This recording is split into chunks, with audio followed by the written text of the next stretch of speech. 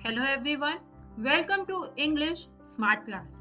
आप सभी का आज के इंग्लिश की स्मार्ट क्लास में बहुत बहुत स्वागत है। आज हम लोग हमारी क्लास 7 की इंग्लिश की बुक की पोयम पढ़ेंगे।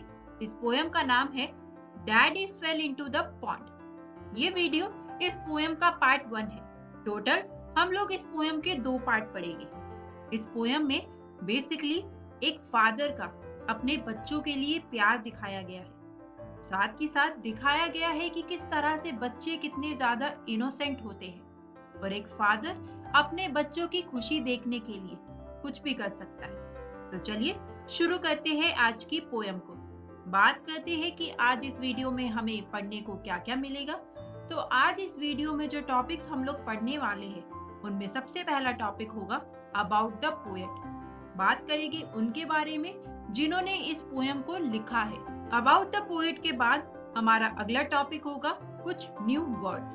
आज हम लोग कुछ नए शब्दों को भी सीखेंगे और उसके बाद आज हम लोग हमारी पोयम का स्टांजा 1 पढ़ेंगे। तो दोस्तों आज के स्मार्ट क्लास में आपको ये तीनों टॉपिक्स पढ़ने को मिलेंगे।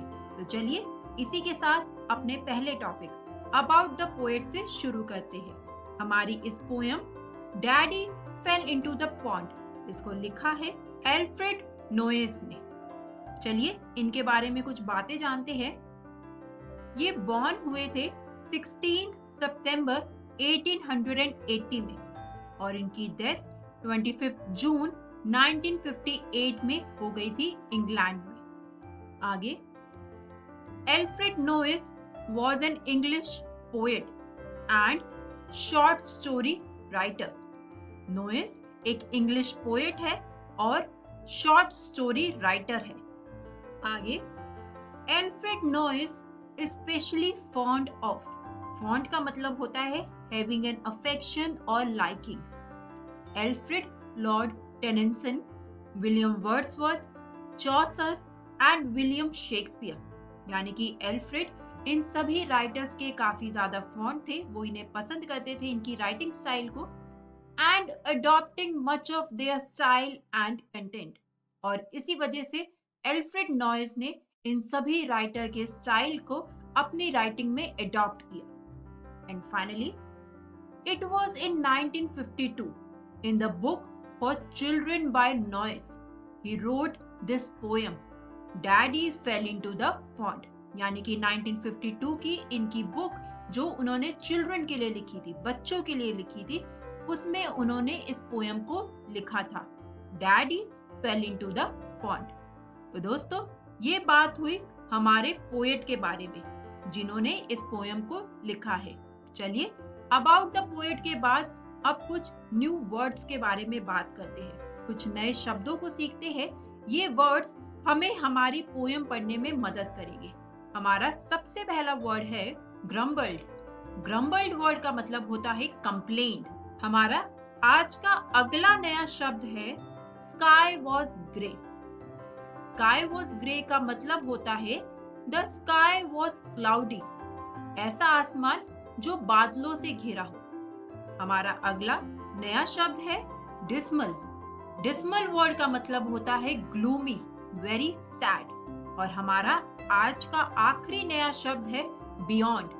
बियॉन्ड वर्ड का मतलब होता है आफ्टर समथिंग।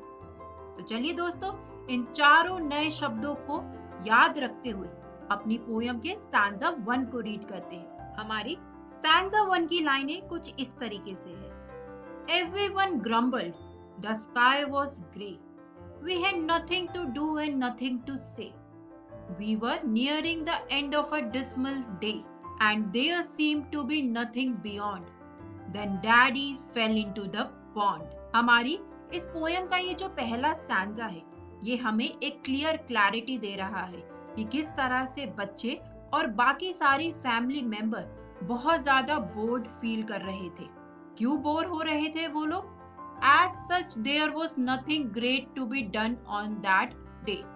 कुछ भी करने के लिए नहीं था उन लोगों के पास उस दिन। Nobody had anything to do और anything to talk about। किसी के पास भी ना तो कुछ करने के लिए था और ना ही कोई बात करने के लिए थी। और इसी तरह से वो दिन निकला जा रहा था और सब लोग बोर हो रहे थे। And that is when suddenly they all hear Daddy falling into the pond. वो दिन ऐसे ही निकलता जा रहा था, लेकिन अचानक से वो लोग सब लोग सुनते हैं और डैडी पॉन्ड में गिर जाते हैं। तो दोस्तों, ये था हमारा स्टैंजा 1 और उसका मीनिंग। आज हम अपनी पोयम को अब यहीं पर रोकते हैं। बात करते हैं कि आज इस वीडियो में हम लोगों ने क्या सीखा।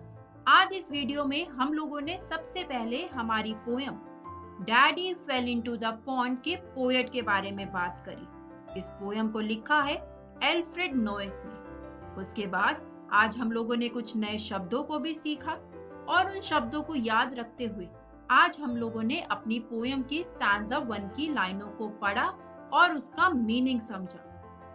दोस्तों, ये पोयम है हमारी बुक डालिया से। घर जाकर इस पोयम के स्टैंजा 1 को दोबारा से पढ़ना ना भूलिएगा। इससे अगली स्मार्ट क्लास में हम लोग कुछ और नए शब्दों को सीखेंगे और उसके बाद हम लोग इस पोयम के स्टैंजा 2 और स्टैंजा 3 को पढ़ेंगे और उसके मीनिंग को समझेंगे। तो दोस्तों, अब मैं आपसे मिलूंगी नेक्स्ट स्मार्ट क्लास में। Thank you.